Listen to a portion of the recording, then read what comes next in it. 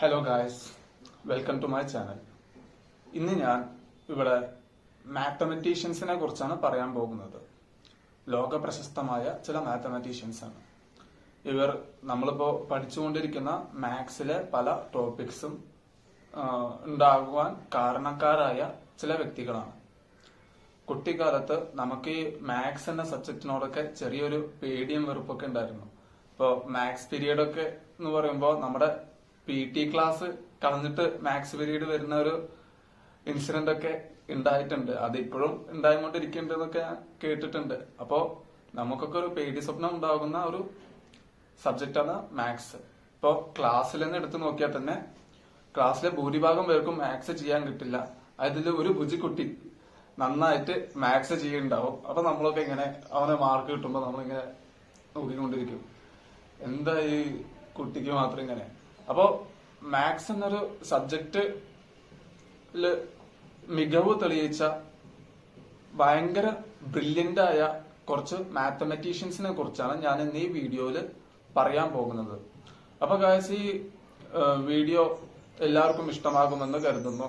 അതുപോലെ തന്നെ ഈ മാത്സിനോടൊക്കെ കിട പിടിക്കുന്ന വ്യക്തികളൊക്കെ ഈ വീഡിയോ കാണുകയാണെങ്കിൽ ഉറപ്പായും ഒരു ചെറിയ പക്ഷം ആളുകൾക്കെങ്കിലും ഈ ഒരു സബ്ജക്റ്റിനോടൊരു ഇൻട്രസ്റ്റ് വരുവാൻ സാധ്യത ഉള്ളതാണ്. ആദ്യം നമുക്ക് സംഖ്യകൾ എന്താണെന്ന് മനസ്സിലാക്കാം. സംഖ്യകൾ എന്ന് വെച്ചാൽ നമ്മുടെ ഓരോ ആശയങ്ങളെയും അവതരിപ്പിക്കുവാൻ പണ്ട് കാലങ്ങളിൽ ഉപയോഗിച്ചിരുന്ന ഒരു സംഭവമാണ് സംഖ്യകൾ എന്ന് പറയാം. ഇപ്പോ ഇനി പറയാൻ പോകുന്നത് നമ്മുടെ മാത്തമാറ്റീഷ്യൻസിനെ കുറിച്ച്.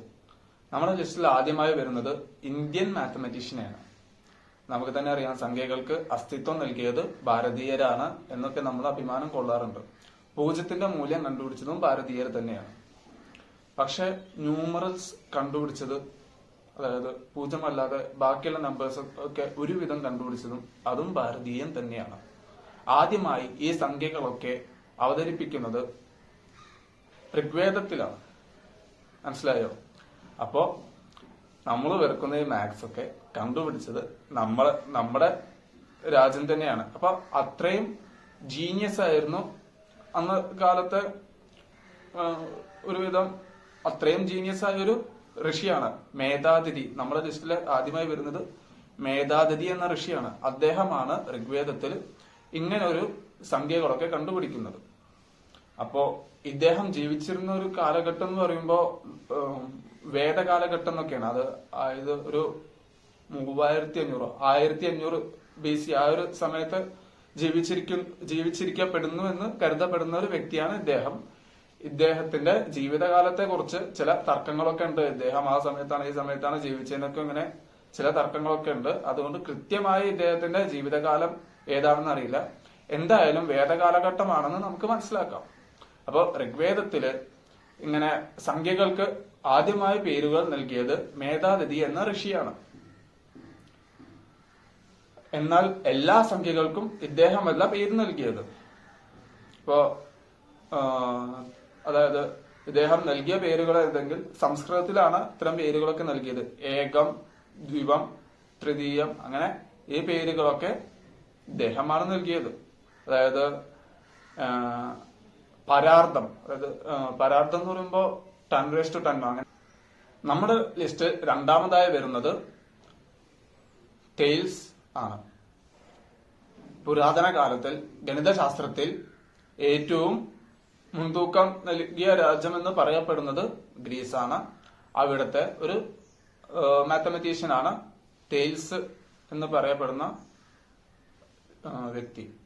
അപ്പോ ഗണിതശാസ്ത്രത്തിന്റെ ഉപജ്ഞാതാവ് അല്ലെങ്കിൽ ഒരു എന്താ പറയാ, ഒരു ഹീറോ എന്നൊക്കെ പറയപ്പെടുന്നത് ഈ തെയിൽസിനെ കുറിച്ചാണ്. നമ്മുടെ ഈ സിദ്ധാന്തങ്ങൾക്കൊക്കെ, അതായത് ഈ ഗണിതശാസ്ത്രത്തിലെ ഓരോരോ സിദ്ധാന്തങ്ങൾ ഉണ്ടാവും. ഇപ്പൊ നമ്മള് ഈ വേദങ്ങൾ എടുത്തു നോക്കിയാൽ അതിലെ സിദ്ധാന്തങ്ങൾ ഉണ്ടാവും. നമ്മുടെ ഓരോ സബ്ജക്ട് എടുത്തു നോക്കിയാൽ അതിലോരോ സിദ്ധാന്തങ്ങൾ ഉണ്ടാവും, തിയറീസ് ഉണ്ടാവും. പക്ഷെ ആ തിയറിക്ക് പ്രൂഫ്, അതായത് ഈ ഗണിതശാസ്ത്രത്തിലെ ഓരോ സിദ്ധാന്തങ്ങൾക്ക് തെളിവ് വേണമെന്ന് ആദ്യമായി ആവശ്യപ്പെടുന്നത് തെയിൽസ് ആണ്. അപ്പോ ഇദ്ദേഹത്തിന്റെ മെയിൻ കോൺട്രിബ്യൂഷൻ എന്ന് പറയുന്നത് ഈ സിദ്ധാന്തങ്ങൾക്കുള്ള ഒരു തെളിവ് ആവശ്യപ്പെടുക എന്നതാണ്. അതിന് ഓരോ തെളിവുകൾ കണ്ടുപിടിക്കുക എന്നതുമാണ്. ഇദ്ദേഹത്തിന് തത്വശാസ്ത്രം, ജ്യോതിശാസ്ത്രം, ഗണിതം എന്നു പോലുള്ള ധാരാളം വിഷയങ്ങളിൽ വിജ്ഞാനമുണ്ട്. ഇദ്ദേഹത്തിന്റെ പിതാവ് ഒരു വ്യാപാരിയായിരുന്നു. അപ്പോ ഈ പിതാവിന്റെ കൂടെ പല രാജ്യങ്ങളിലേക്കായിട്ട് അദ്ദേഹം സഞ്ചരിച്ചിട്ടുണ്ട് ചെറുപ്പകാലം മുതൽ തന്നെ. അപ്പൊ ആ ഒരു എക്സ്പീരിയൻസ് വെച്ച് അദ്ദേഹം സെർവ് ചെയ്ത് കാര്യങ്ങളൊക്കെ റെഡിയാക്കിയതാകാം എന്നും പറയാം. പക്ഷെ ഇദ്ദേഹത്തിന്റെ ഒരു കോൺട്രിബ്യൂഷൻ എന്ന് പറഞ്ഞാൽ പിന്നീടുള്ള മാത്തമാറ്റിക്സിന്റെ ചരിത്രത്തിന് അടിത്തറ അല്ലെങ്കിൽ അതിനൊരു മുൻതൂക്കം നൽകിയത്. ഇപ്പൊ നമ്മൾ മാത്സ് ചെയ്യുമ്പോ എക്സ് സ്ക്വയർ പ്ലസ് 5 എന്നിട്ട് ഹെൻസ് പ്രൂവ് ദാറ്റ് എന്നൊക്കെ പറയുമ്പോ സ്ക്വയർ ആ കോൺട്രിബ്യൂഷൻ അല്ല. അതായത് ഒരു മാത്സിൽ ഒരു കണക്ക് വരും, എന്നിട്ട് ഇത് പ്രൂവ് ചെയ്തിട്ട് അതാണ് ആ സൊല്യൂഷൻ ഒക്കെ പറയുമ്പോൾ ഒരു പ്രൂഫ് കിട്ടാറ് തരത്തില് ആക്കിയത് ഇദ്ദേഹമാണ്. അപ്പോ തെയിൽസിനെ കുറിച്ച് പറയുകയാണെങ്കിൽ ഇദ്ദേഹം ഒരു ഏകദേശം ഒരു 640 BC BC ആയിരിക്കണം. 640 ഇദ്ദേഹം ജീവിച്ചിരുന്നത്. ഇദ്ദേഹത്തിന്റെ ജീവിത കാലയളവ് എന്ന് പറഞ്ഞാൽ അത് കൃത്യതയില്ല, പക്ഷെ ഒരു 640 ആ ഒരു കാലഘട്ടത്തിലാണ് ഇദ്ദേഹം ജീവിച്ചിട്ടുണ്ടായിരിക്കാനുള്ള വഴിയുള്ളത്. ഇദ്ദേഹത്തിന്റെ പ്രചാരത്തിലായിട്ടുള്ള ഒരു കഥയെന്ന് പറഞ്ഞാൽ ക്രിസ്തുവിന് 585 വർഷം മുമ്പ് മെയ് മാസം 28-ാം തീയതി ഇദ്ദേഹം ജ്യോതിശാസ്ത്രപരമായി ഒരു പ്രവചനം നടത്തുകയാണ്. അതായത് ആ ഒരു ദിവസം പൂർണ്ണചന്ദ്രൻ ഉണ്ടാകുമെന്ന്. അപ്പോൾ ആ ദിവസം അങ്ങനെ അതേപോലെ ഉണ്ടായപ്പോ ആളുകളെല്ലാം തെയിൽസിനെ അമാനുഷികനായി കരുതി പൂജിക്കപ്പെടുന്നു എന്ന കഥയും പ്രചാരത്തിലുണ്ട്. നമ്മുടെ ലിസ്റ്റിൽ മൂന്നാമതായി വരുന്നത് പൈത്തഗോറസ് ആണ്. പൈത്തഗോറസ് ഭൂമി ഉരുണ്ടതാണ് എന്ന ഒരു ആശയം ആദ്യമായി കൊണ്ടുവന്നത് പൈത്തഗോറസ് ആണ്. ഇദ്ദേഹം ഏകദേശം ഒരു 2500 വർഷങ്ങൾക്ക് മുമ്പാണ് ജീവിച്ചിരുന്നത്. പൈത്തഗോറസ് സിദ്ധാന്തങ്ങൾക്ക് രൂപം നൽകിയ ഒരു വ്യക്തിയാണ് ഇദ്ദേഹം. അതായത് hypotenuse square equal to base square plus altitude square അങ്ങനെ ഒരു ഇക്വേഷൻ കൊണ്ടുവന്നത് തന്നെ ഇദ്ദേഹമാണ്. ഒരു പ്രഭു കുടുംബത്തിൽ ജനിച്ച പൈത്തഗോറസിന് അദ്ദേഹത്തിന്റെ പിതാവ് പൈത്തഗോറസിന് ഏറ്റവും നല്ല ഒരു വിദ്യാഭ്യാസം നൽകണമെന്ന് ആഗ്രഹമുണ്ടായിരുന്നു. അതിനാൽ അക്കാലത്ത് പ്രശസ്തരായ അധ്യാപകരുടെ കീഴിൽ പഠിക്കുവാനുള്ള ഭാഗ്യം പൈത്തഗോറസിനുണ്ടായിരുന്നു. അക്കാലത്ത് പഠിക്കുക എന്ന് പറഞ്ഞ ഭാഗ്യം തന്നെയാണ്. പഠിക്കുവാനുള്ള ഭാഗ്യം പൈത്തഗോറസിനുണ്ടായിരുന്നു. അക്കാലത്ത് തന്നെ ആ ഒരു കാലഘട്ടത്ത് പ്രശസ്തനായ ഒരു അധ്യാപകൻ തെയിൽസ് ആയിരുന്നു. പൈത്തഗോറസിന്റെ ഈ കഴിവുകളൊക്കെ കണ്ട് തെയിൽസ് പോലും അതിശയപ്പെട്ടിരുന്നു എന്നാണ് പറയപ്പെടുന്നത്. തെയിൽസും പൈത്തഗോറസിന്റെ ഒരു പ്രധാന അധ്യാപകൻ തന്നെയായിരുന്നു. വൃദ്ധനായ സമയത്ത് തെയിൽസ് വാർദ്ധക്യം ബാധിച്ചതിനു ശേഷം പൈത്തഗോറസിനോട് ഈജിപ്തിലേക്ക് പോകുവാൻ പറഞ്ഞിട്ടുണ്ടായിരുന്നു ഈ ഒരു പഠന സംബന്ധമായ കാര്യങ്ങൾക്ക്. എന്തിനു പറയണം, ഭാരതത്തിലെ വിജ്ഞാന കേന്ദ്രങ്ങളായിട്ടുള്ള പ്രശസ്തനീയമായ നളന്ദ, തക്ഷശില പോലുള്ള കേന്ദ്രങ്ങൾ സന്ദർശിക്കുവാൻ പൈത്തഗോറസ് ആഗ്രഹിച്ചിരുന്നു എന്നാണ് പറയപ്പെടുന്നത്. എന്നിരുന്നാലും അദ്ദേഹത്തിന് സിന്ധു നദി വരെ എത്തുവാനേ സാധിച്ചുള്ളൂ എന്നാണ് അറിയപ്പെടുവാൻ സാധിക്കുന്നത്. വിവിധ കാര്യങ്ങളിൽ വിജ്ഞാനം നേടിയ പൈത്തഗോറസ് ഗണിതത്തിലായിരുന്നു കമ്പം കൂടിയിരുന്നത്. അതിനാൽ ഗണിതം പഠിപ്പിക്കുവാനുള്ള ഒരു കേന്ദ്രം സ്ഥാപിച്ച് അവിടെ അദ്ദേഹം പഠിപ്പിക്കുവാൻ തുടങ്ങി. അടുത്തതായി ഞാൻ പറയാൻ പോകുന്നത് ഒരു ഇന്ത്യൻ ഗണിതശാസ്ത്രജ്ഞനെ കുറിച്ചാണ്. ബൗധായനൻ എന്നാണ് അദ്ദേഹത്തിന്റെ പേര്. കോമ്പസ് ജോമെട്രി ഉണ്ടല്ലോ, ഇപ്പോ അതിന്റെയൊക്കെ ഒരു കണ്ടുപിടുത്തത്തിന് ഇദ്ദേഹത്തിന്റെ ഒരു കോൺട്രിബ്യൂഷൻ ഉണ്ട്. പണ്ട് കാലത്ത് ഈ കോമ്പസിന് പകരം കോമ്പസ് ഒന്നും ഉണ്ടായിരുന്നില്ല. അപ്പൊ അതിനു പകരം നൂലും ചരടൊക്കെ ഉപയോഗിച്ചാണ് ഇത്തരം രേഖാചിത്രങ്ങളൊക്കെ വരച്ചിരുന്നത്.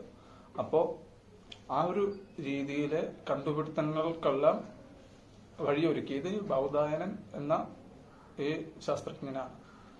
ഇദ്ദേഹം ക്രിസ്തുവിന് 600-നും 500-നും ഇടയ്ക്കുള്ള, ക്രിസ്തുവിന് മുമ്പ് 600-ഉം 500 വർഷങ്ങൾക്ക് മുമ്പാണ് ഇദ്ദേഹം ജീവിച്ചിരുന്നത്. അപ്പോ ശൂൽബസൂത്രം എന്നൊരു പുസ്തകം ഇദ്ദേഹം രചിക്കുകയുണ്ടായി. ഈയൊരു പുസ്തകം ഏറ്റവും പുരാതനമേറിയതും അതുപോലെ തന്നെ വലുതും ആയിട്ടുള്ള അതായത് നീളം കൂടിയ ഒരു ഗ്രന്ഥമെന്നും പറയാം. അപ്പോ ഈ ശൂൽബ ശാസ്ത്രം ആദ്യമായി രചിച്ചത് ബൗധായനൻ തന്നെയാണ്. ബൗധായനന്റെ ശൂൽബശാസ്ത്രത്തിന് 3 ഭാഗങ്ങളുണ്ട്. അപ്പോ ഈ 3 ഭാഗങ്ങളിലായിട്ടാണ് ഇദ്ദേഹം ഇദ്ദേഹത്തിന്റെ അറിവുകളൊക്കെ രചിച്ചിട്ടുള്ളത്. അതില് പ്രധാനമായും പ്രതിപാദിക്കുന്നത് യജ്ഞവേദികൾ ഉണ്ടാക്കാവുന്നതിന്റെ അളവുകളും അത് നിർമ്മിക്കാവുന്ന രീതികളെ കുറിച്ചുമൊക്കെയാണ്. ലിസ്റ്റിൽ 5-മതായി വരുന്നത് അനക്സാഗോറസ് ആണ്. പുരാതന ഗ്രീസിലെ ഒരു ഗണിതശാസ്ത്രജ്ഞനായിരുന്നു അനക്സാഗോറസ്. ക്രിസ്തുവിന് മുമ്പ് 500-ന് ജനിച്ച വ്യക്തിയാണ് അനക്സാഗോറസ്. ഇദ്ദേഹത്തിന് ജ്യോതിശാസ്ത്രത്തിലും തത്വശാസ്ത്രത്തിലും ഗണിതശാസ്ത്രത്തിലും അഗാധമായ പണ്ഡിതമുണ്ടായിരുന്നു. അയോണിയൻ സ്കൂളിലെ അവസാനത്തെ തത്വജ്ഞാനിയായിട്ടാണ് അനക്സാഗോറസ് അറിയപ്പെടുന്നത്. സൂര്യൻ ഒരു വലിയ ചുട്ടുപഴുത്ത പാറയാണെന്നും സൂര്യന്റെ പ്രകാശമേറ്റാണ് ചന്ദ്രനിൽ നിന്നും വെളിച്ചമുണ്ടാകുന്നതെന്നും അനക്സാഗോറസ് വിശ്വസിച്ചിരുന്നു. ചന്ദ്രന് ഭൂമിയോട് വളരെയധികം സാദൃശ്യമുണ്ടെന്നും ഭൂമിയിലുള്ളതുപോലെ തന്നെ ചന്ദ്രനിലും മലകളും താഴ്വരകളും ഉണ്ടെന്നും ഒരു പക്ഷെ ജീവജാലങ്ങൾ വരെ ചന്ദ്രനിൽ ഉണ്ടാകാനുള്ള സാധ്യതയുണ്ടെന്നും അനക്സാഗോറസ് വിശ്വസിച്ചിരുന്നു. സൂര്യഗ്രഹണത്തെക്കുറിച്ചും ചന്ദ്രഗ്രഹണത്തെക്കുറിച്ചും സൂര്യനും ചന്ദ്രനെ കുറിച്ച് അതിന്റെ എല്ലാം മാറ്റങ്ങളെ കുറിച്ചുമെല്ലാം ഇദ്ദേഹത്തിന് വ്യക്തമായ അഭിപ്രായമുണ്ടായിരുന്നു. അതുപോലെ തന്നെ സൂര്യനെ പോലെ തന്നെ ചുട്ടുപഴുത്ത പാറകളാണ് നക്ഷത്രങ്ങളുമെന്ന് അദ്ദേഹം വിശ്വസിച്ചിരുന്നു. അനക്സാഗോറസിന്റെ കണ്ടുപിടുത്തങ്ങൾ എത്രത്തോളം വിപ്ലവകരമാണെന്ന് നമുക്ക് പറഞ്ഞു മനസ്സിലാക്കേണ്ടതില്ലല്ലോ. ഇദ്ദേഹം കണ്ടുപിടിച്ചതിന്റെയും നൂറ്റാണ്ടുകൾക്ക് ശേഷം ജീവിച്ചിരുന്ന പ്രധാന ശാസ്ത്രജ്ഞന്മാരായ ഗലീലിയോയും കെപ്ലറുമെല്ലാം ഈ ഒരു കണ്ടുപിടുത്തത്തിന്റെ പേരിൽ ഇതിനെ ചോദ്യം ചെയ്തിട്ടുള്ള മറ്റു ചില കണ്ടുപിടുത്തങ്ങൾ നടത്തുകയും എതിരെ പ്രതിഷേധിച്ച് അങ്ങനെ പീഡനങ്ങൾ അനുഭവിക്കേണ്ടതായി വന്നിട്ടുണ്ട്. പ്രപഞ്ചത്തെ ആസ്പദമാക്കി ഓൺ നേച്ചർ എന്ന ഗ്രന്ഥം ഇദ്ദേഹം രചിച്ചതായി വിശ്വസിക്കപ്പെടുന്നു. ക്രിസ്തുവിന് മുമ്പ് 428-ന് ഇദ്ദേഹം അന്തരിച്ചു എന്ന് ഒരു അഭിപ്രായമുണ്ട്. അപ്പൊ ഗായ്സ്, ഇന്ന് ഞാൻ ഇവിടെ വെച്ച് വീഡിയോ വൈൻഡ് ചെയ്യുകയാണ്. ഈ ഗണിതശാസ്ത്രജ്ഞന്മാരെ കുറിച്ചുള്ള വിവരങ്ങൾ ഇനിയും പറയാനുണ്ട്. ഇപ്പൊ ഞാൻ ഈ വീഡിയോ ലെങ്ത്തിന്റെ കുറച്ചൊരു പരിമിതികൾ ഉണ്ടായതുകൊണ്ട് ഞാൻ ഇവിടെ വീഡിയോ വൈൻഡ് ചെയ്യുകയാണ്. വീഡിയോ ഇഷ്ടപ്പെട്ടാൽ തീർച്ചയായും ലൈക്ക് ചെയ്യുക, ഷെയർ ചെയ്യുക, സബ്സ്ക്രൈബ് ചെയ്യാൻ മറക്കല്ലേ. അതുപോലെ തന്നെ നിങ്ങളുടെ അഭിപ്രായങ്ങൾ ഈ കമന്റ് ബോക്സിൽ രേഖപ്പെടുത്തുവാനും മറക്കല്ലേ. അപ്പോ വീഡിയോ കണ്ട എല്ലാവർക്കും നന്ദി.